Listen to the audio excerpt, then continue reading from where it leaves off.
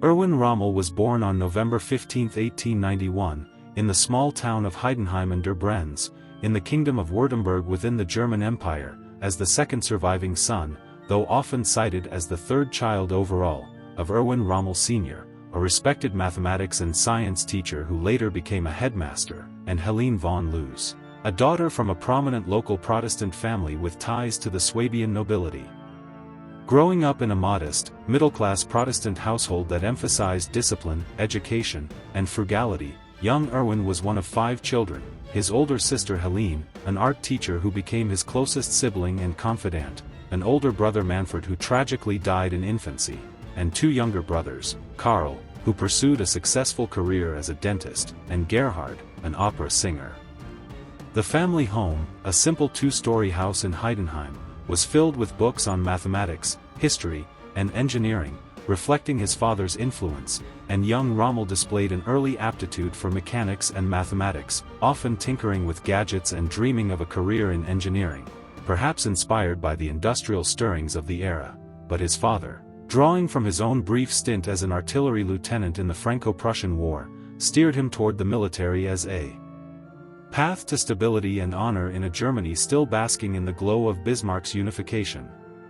As a boy, Rommel was athletic and adventurous, climbing the rocky hills around Heidenheim with friends, honing a physical robustness that would define his later leadership style, and he attended the local Latin school where his teachers noted his quick wit and determination, though he was not without mischief, once earning a caning for leading a prank on a classmate. By his mid-teens, amid the patriotic fervor of Wilhelmine Germany, Rommel had set his sights on the army, rejecting a scholarship to study civil engineering at the Stuttgart Polytechnic in favor of enlisting, a decision that surprised some family members but aligned with the era's emphasis on martial virtue. On July 19, 1910, at the age of 18, he joined the 124th, 6th Württemberg, Infantry Regiment, King Karl, in Weingarten as a Fahnenrich or officer cadet, beginning a rigorous training regimen that tested his endurance through long marches, bayonet drills, and marksmanship exercises under the watchful eyes of Prussian-style instructors who prized obedience and tactical acumen. Rommel's early military education continued at the Royal Württemberg War School in Stuttgart, where he excelled in practical exercises but struggled with the more theoretical aspects of strategy, preferring hands-on leadership over abstract planning, and it was during a transfer to the Officer Cadet School in Danzig, now Gdansk, in March 1911 that he met the woman who would become his lifelong partner, Lucia Maria Mollin, known as Lucie, a 17-year-old of French-Italian and Polish descent from a bourgeois family, whose dark hair, sharp intellect, and quiet strength captivated him during a school social event. They became engaged by November 1911, though wartime duties delayed their marriage until November 27, 1916, in a simple ceremony in Danzig amid the chaos of World War I, commissioned as a lieutenant, on January 15, 1912. Rommel returned to the 124th Regiment in Weingarten, where he commanded a platoon of young Swabian recruits, drilling them relentlessly in marksmanship and maneuvers while fostering a paternal bond, often sharing meals and stories from his cadet days to build morale. His pre-war service included a posting to Ulm in March 1914 as a platoon leader in the 9th Company, but the assassination of Archduke Franz Ferdinand in Sarajevo that summer thrust Europe into war, and on August 2, 1914, Rommel's unit mobilized as part of the 13th Division, 13, Royal Württemberg, Army Corps, heading toward the Western Front with the enthusiasm of a nation convinced of a swift victory. Rommel's first taste of combat came on August 22, 1914, near the Belgian border at the Battle of Longwy, where he led a daring nighttime assault on a French garrison, firing the opening shots with 3 comrades and capturing the position after a fierce hand-to-hand struggle, an action that earned him a mention in dispatches and foreshadowed his penchant for bold, opportunistic strikes. As the war ground into the stalemate of the trenches, Rommel served primarily on the Western Front in 1914 to 1915, participating in the frantic maneuvers of the race to the sea and the early battles around Verdun and the Argonne Forest, where he was wounded twice, once by shrapnel in the arm during a reconnaissance patrol in September 1914, and again by a grenade fragment in January 1915, yet each time he returned to duty after brief recoveries, displaying the resilience that would become legendary. Awarded the Iron Cross, 2nd class, for his actions in September 1914, and promoted to Oberleutnant, 1st lieutenant. In March 1915, Rommel sought greater challenges and transferred in September 1915 to the elite Württemberg-Gebirgsbataillon, Mountain Battalion, of the Alpenkorps, a specialized unit formed for Alpine warfare, commanded by Captain, later Major, Theodor von Wundt, where he honed skills in mountain climbing, skiing, and rapid assaults that would influence his later armored tactics. Posted to the Vosges Mountains on the Franco-German border, Rommel led patrols through rugged terrain, ambushing French outposts and earning the Iron Cross, 1st class, for a daring raid in November 1915 that captured a key height with minimal losses. In 1916, as the Battle of Verdun raged, his battalion was redeployed to the Eastern Front briefly for training, but by early 1917, they shifted to the Italian front along the Isonzo River, where the jagged Alps turned warfare into a grueling contest of endurance and cunning. Rommel's company spearheaded assaults during the 10th and 11th battles of the Isonzo in May-June 1917, scaling sheer cliffs under artillery fire to outflank Italian positions, but the static nature of these engagements frustrated him, prompting his advocacy for infiltration tactics, small, independent stormtrooper units bypassing strongpoints to sow chaos in the rear.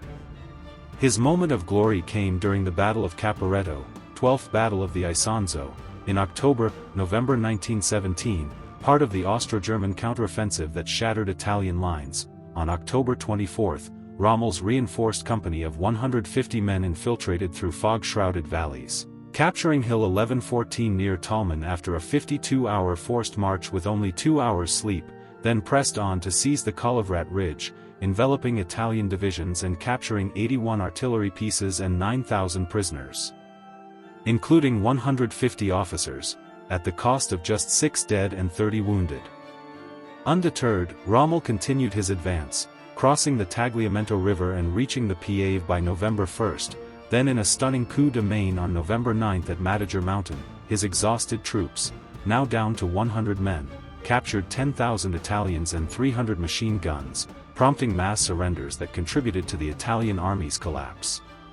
For these feats, Kaiser Wilhelm II personally awarded him the Pour le Mérite, Prussia's highest decoration, on December 5, 1917, making Rommel, at 26, one of the youngest recipients, an honor that brought him national acclaim and a promotion to Hauptmann, captain, in January 1918.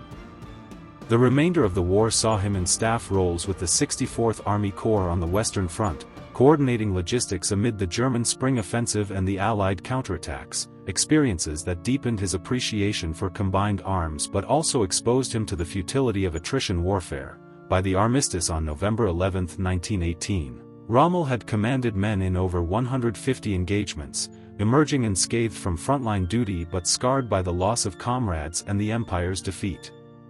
In the chaotic aftermath of Germany's surrender and the Treaty of Versailles, which slashed the army to 100,000 men and banned modern weapons like tanks and aircraft, Rommel returned to the remnants of the Reichswehr, the Weimar Republic's constrained military, reaffirming his loyalty to the soldiers' code amid the Spartacist uprisings and Kapp Putsch that threatened civil war.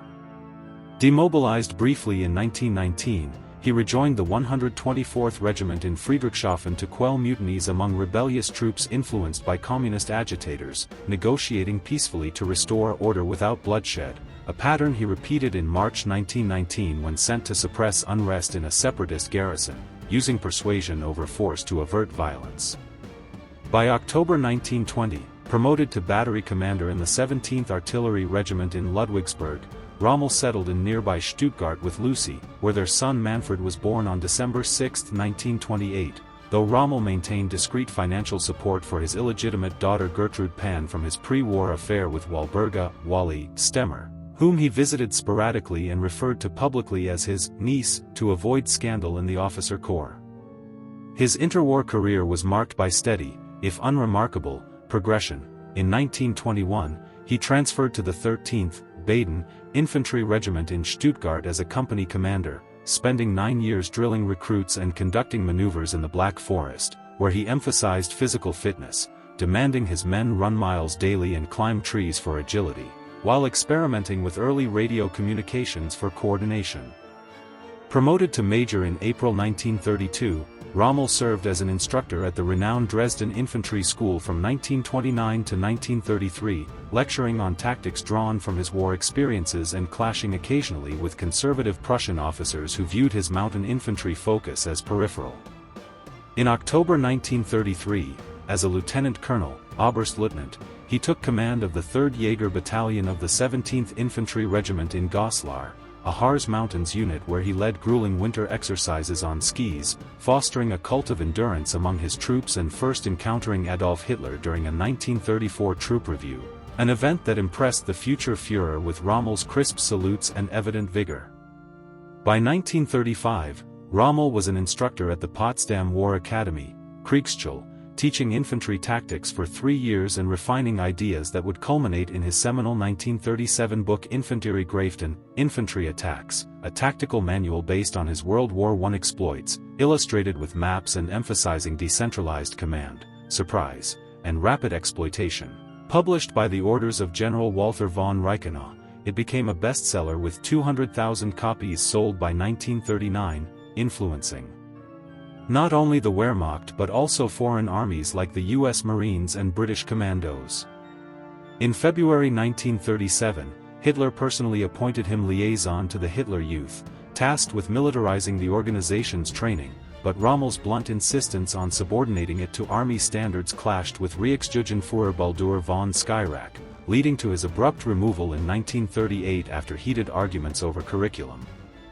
Promoted to Colonel, Oberst, in August 1937, Rommel briefly commanded the Theresian Military Academy in Wiener Neustadt following the Anschluss with Austria in March 1938, reforming its curriculum to stress practical field exercises, but by October 1938, Hitler summoned him to lead the enlarged Führerbegleitbataillon, Führer Escort Battalion, a motorized guard unit of 600 men that accompanied the dictator on travels across Germany, Poland, and Czechoslovakia, exposing Rommel to high-level strategy sessions and Hitler's erratic monologues on geopolitics. During these years, Rommel's political views evolved toward uncritical acceptance of Nazism. In letters to Lucie, he praised the regime's revival of German pride, writing in 1938 of the Wehrmacht as the sword of the new German worldview. Though his attitudes toward Jews remained ambiguous, he reported favorably on Swiss officers' grasp of the Jewish problem during a 1938 border inspection and sought Aryan verification for Gertrude's Italian suitor, yet he reportedly shielded Jewish civilians in his command areas and privately dismissed Nazi racial pseudoscience as rubbish, focusing instead on professional soldiering. As war loomed, Rommel devoured reports on mechanized warfare, sketching tank designs and advocating for armored mobility, ideas that aligned with Heinz Guderian's Blitzkrieg doctrine. With the outbreak of World War II on September 1, 1939, Rommel, promoted to Major General, General Major, on August 23, commanded the Führerbegleitbataillon during the invasion of Poland, Fall Weiss, a whirlwind campaign of 36 days that showcased the Wehrmacht's combined arms prowess. His unit, expanded to brigade size with motorcycle infantry and engineers, provided security for Hitler's train and forward headquarters, engaging in skirmishes around Lodz and Warsaw where Rommel observed Polish cavalry charges against panzers, archaic tactics that confirmed his belief in mobility supremacy, while attending daily briefings that revealed Hitler's micromanaging tendencies. Returning to Berlin in triumph, Rommel lobbied successfully for command of a panzer division, leveraging his book's fame and Hitler's favor, and on February 15, 1940, he assumed leadership of the 7th Panzer Division in the 15 Army Corps under General Hermann Hoth, stationed near the Lower Rhine. Inheriting a well-trained but green unit of 200 Mark III and IV tanks, 50,000 men, and ample artillery, Rommel immersed himself in training, insisting on live-fire exercises and cross-country maneuvers to simulate breakthroughs, while clashing with staff officers over his impulsive decisions, such as rejecting cautious supply plans in favor of aggressive probes. As spring bloomed, the phony war ended with Case Yellow, Fall Gelb. On May 10, 1940, Rommel's division spearheaded the Ardennes thrust, crossing the Meuse River at Hou under Stuka dive bomber cover on May 13 after a ferocious artillery barrage, then exploiting the breach in a 150-mile dash to the Channel in 9 days. earning the moniker Gespenster Division, Ghost Division, from Allied radio intercepts due to its phantom-like speed and elusive flanks. At the Battle of Arras on May 21, Rommel repelled a desperate British counterattack by Matilda tanks, outgunned but outmaneuvered through 88mm anti-aircraft guns repurposed as anti-tank weapons, inflicting 200 casualties while losing 89 vehicles, a tactical improvisation that saved the spearhead. By June 5, his panzers reached the coast at Abbeville, encircling the British Expeditionary Force and French Ninth Army in the Dunkirk pocket, though Rommel halted short of the port on Hitler's orders to conserve armor for the south, capturing 97,648 prisoners, 277 guns, and 4,000 vehicles at the cost of 682 dead, 1,478 wounded, and 42 tanks, a staggering ratio that earned him the Knight's Cross on May 27 and promotion to Lieutenant General, Generalleutnant. Yet his impetuous style drew ire. Field Marshal Gerd von Rundstedt accused him of overclaiming kills, and General Gunther von Kluge, his corps commander, privately fumed at Rommel's radio silence and disregard for flanks, though Hitler, briefed by Rommel's dispatches, hailed him as a daredevil general.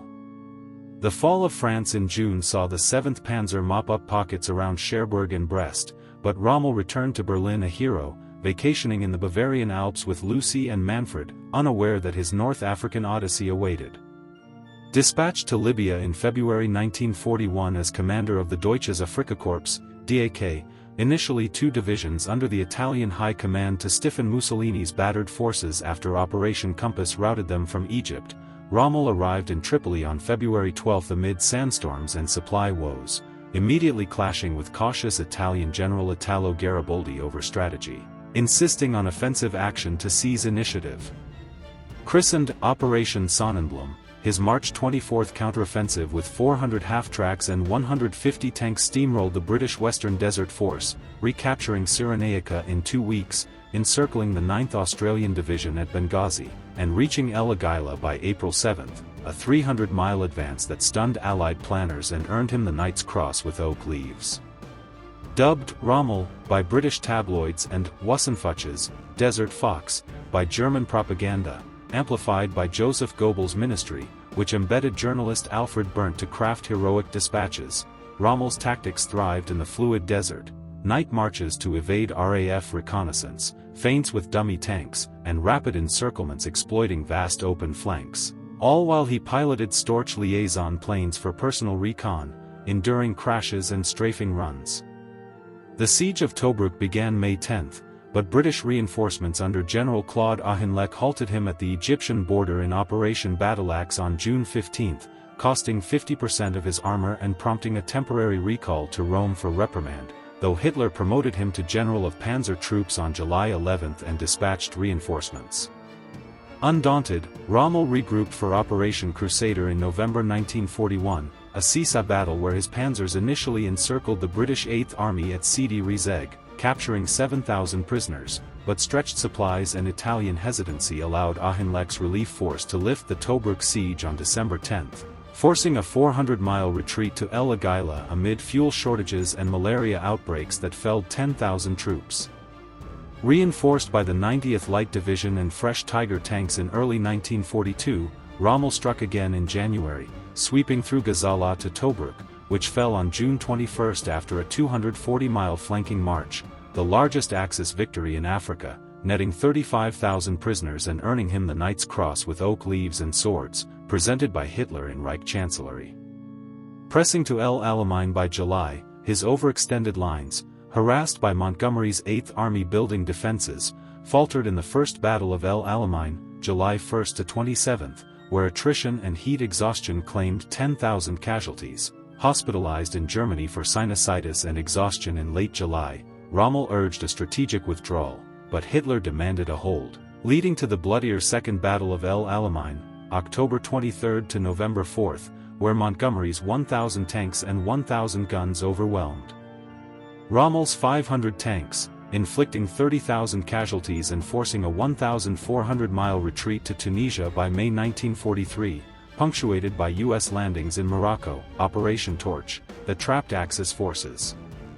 Promoted to Field Marshal, General Feldmarschall, on June 22, 1942, the youngest at 50, the first for the Africa campaign, Rommel lamented the defeat in letters to Lucie, decrying Italian incompetence and Luftwaffe failures under Hermann Göring, with whom he feuded bitterly over air cover, once wiring Berlin that one single tank or aircraft must be sent immediately.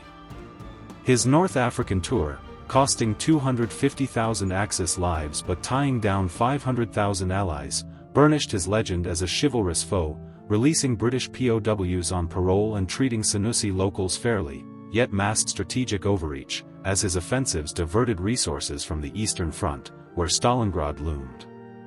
Returning to Germany in March 1943 amid illness, chronic stomach issues, dizziness, and double vision from desert strains, Rommel recuperated in Herrlingen, his Swabian home, dictating memoirs and advising on fortifications, but by July, Hitler summoned him to inspect the Atlantic Wall, the sprawling defenses against an expected Allied invasion of Western Europe. Appalled by the incomplete bunkers and sparse minefields, Rommel, promoted to commander of Army Group B on January 1, 1944, covering from the Netherlands to the Loire, advocated a beachhead strategy, fortify coasts with 15 million mines, underwater obstacles, and mobile reserves to crush invaders on the shore, clashing with static defense proponent Field Marshal Erwin von Manstein, who favored armored counterstrikes inland. Racing against time, Rommel's staff, including aide Hans Speidel, deployed 1.2 million forced laborers, erecting 6,000 concrete strongpoints and 500,000 beach obstacles by June, while he personally toured divisions, berating lax commanders and exemplifying vigor by swimming in rough seas to test defenses. Personally, these months strained his marriage. Lucie's letters reveal worry over his absences, and Manfred, now 15, idolized his father but sensed the war's toll. Rommel's doubts about victory grew. Private talks with Speidel hinted at armistice hopes, and by spring 1944, he confided to Lucie that the war is as good as lost after Anzio's fall, though loyalty to Hitler, whom he still admired as a genius despite rages, kept him from outright rebellion. Unbeknownst to him, Speidel linked him loosely to the German resistance, including Karl Friedrich Gordeler and Henning von Tresckow, who plotted Hitler's assassination to negotiate peace. On June 6, D-Day, Rommel was absent in Herrlingen celebrating Manfred's birthday, returning to find Normandy aflame. The 21st Panzer Division counterattacked at Sword Beach, but overwhelming Allied air superiority, 12,000 sorties versus 300 Luftwaffe planes, grounded reserves, and by June 17, when Rommel met Hitler at Margiville, U.S. forces broke out at St. Lo. Furious at withheld panzers, Rommel sketched peace overtures in his notebook, warning Hitler of collapse by July 10, then flew to Rennes on July 17, his storch strafed by typhoons. Shrapnel shattered his arm and face, fracturing the skull and causing temporary paralysis. Evacuated to Herrlingen, he endured surgeries amid morphine haze, dictating reports that urged evacuation of Normandy to save the army. Convalescing in July 1944 as Operation Goodwood raged, Rommel received a Field's grey uniform from Hitler and the diamonds to his Knight's Cross on July 6, though he never wore them, but Gestapo surveillance tightened after the July 20 plot, where Colonel Klaus von Stauffenberg's bomb at Rassenburg wounded Hitler but failed to kill him, unleashing a purge. Implicated peripherally through Speidel's arrest and vague associations, Rommel had met conspirators like Tresckow in Africa and received overtures from General Heinrich von Stulpnagel. Hitler, valuing his propaganda icon, offered a choice on October 14, suicide via cyanide, with honors for his family, or trial, disgrace, and execution for loved ones. In a somber Herrlingen drawing room, flanked by SS officers Wilhelm Bergdorf and Ernst Mazel, Rommel, bandaged and stoic, bid farewell to Lucie and Manfred, embracing his son with, "The war is lost, make Germany great again," then entered Bergdorf's Mercedes, ingesting the capsule en route to a remote spot near Ulm, dying at 1:30 p.m. without struggle, officially announced as a heart attack from wounds. His funeral in Ulm Cathedral on October 18 drew 50,000 mourners, with Hitler sending a wreath but barring Nazi symbols at Lucie's insistence.